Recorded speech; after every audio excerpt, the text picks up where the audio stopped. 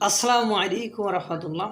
রাজার ছেলেও ইয়াবা খায়, রাজার ছেলেও ইয়াবার ব্যবসা করে, কিন্তু এটা প্রচার হয় না বা এদের বিরুদ্ধে অ্যাকশান নেওয়া হয় না যতক্ষণ পর্যন্ত রাজার ক্ষমতা থাকে।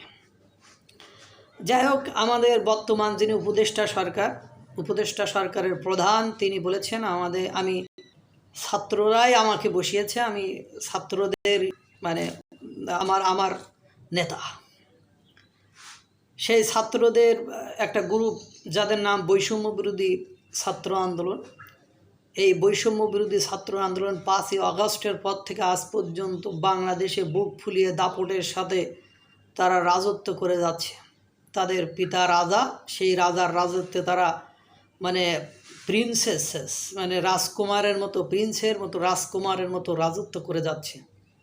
তাদের কোনো সালিশ হচ্ছিল না, তাদের কোনো বিচার হচ্ছিল না, তাদের বিরুদ্ধে কথা বলা, কোনো অ্যাকশান গ্রহণ করা, এটা খুবই দুঃসাধ্য এবং কঠিন ব্যাপার ছিল। কিন্তু বর্তমান সময়ে এসে গতকালকে দেখা গিয়েছে নারায়ণগঞ্জে 3জন বৈষম্য বিরোধী ছাত্র আন্দোলনের নেতাকে ইয়াবাসহ গ্রেপ্তার করেছে যৌথ বাহিনী। অভিযান চালিয়ে গ্রেপ্তার করেছে। জানেন আপনারা, বৈষম্য বিরোধী ছাত্র আন্দোলনের নেতারা, সমন্বয়করা বিভিন্ন স্থানে বিভিন্নভাবে চাঁদাবাজি করছে, বিভিন্নভাবে জোর জবরদস্তি দখল করছে। গত 2 দিন ধরে তাদের একটু পুলিশে আটক করা বা তাদের বিরুদ্ধে অ্যাকশান নেওয়ার বিষয়টা দেখা যাচ্ছে। এর আগে তারা ছিল ধরাছোঁয়ার বাইরে।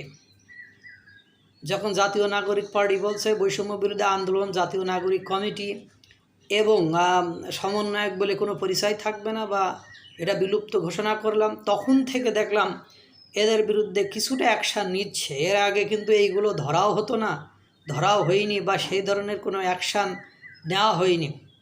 যেমন ছাত্রলীগের জায়গাটা হয়তো বা বৈষম্য বিরোধী ছাত্র আন্দোলনের নেতারা দখল করেছে, আবার ছাত্র দলের নেতারাও কিছু দখল করেছে, আবার অন্যান্য রাজনৈতিক দলের নেতারাও কিছু দখল করেছে, করে সেই আগের লাউ করে গেবে খাওয়া, আগের মতোই আছে।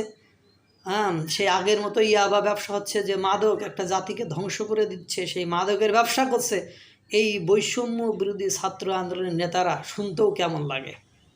আবার তারা অভিযানে ইয়াবাসহ ধরা পড়তেছে। আল্লাহ তাআলা আমাদের সকলকে রক্ষা করুক, ভালো রাখুক, সুস্থ রাখুক। আসসালামু আলাইকুম ওয়া রাহমাতুল্লাহ।